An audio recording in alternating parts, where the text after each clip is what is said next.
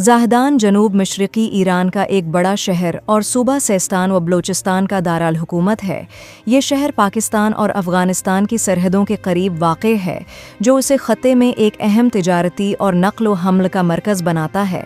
ज़ाहदान एक खशक सहराई इलाक़े में सतह समंदर से तकरीबन 1352 मीटर की बुलंदी पर वाक़ है और बहुत कम बारिशों के साथ गर्म खशक आबो हुआ है।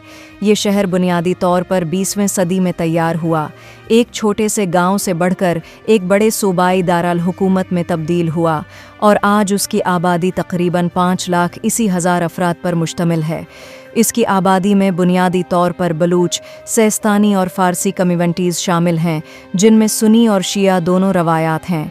अपने तज़वीराती महल वक़ूअ की वजह से ज़ाहदान ईरान, पाकिस्तान और अफ़गानिस्तान के दरमियान तिजारत के लिए एक अहम गेटवे के तौर पर काम करता है और ये सड़क, रेलवे और एक बीन अक़वामी हवाई अड्डे के ज़रिए मुंसलक है। मकामी सनातों में ईंटों की तैयारी, फूड प्रोसेसिंग, दस्तकारी और छोटी मैन्युफैक्चरिंग शामिल हैं। हालांकि ये ख़ुत्ता ईरान के कम इक़्तिसादी तौर पर तरक्की याफ्ता इलाक़ों में से एक है।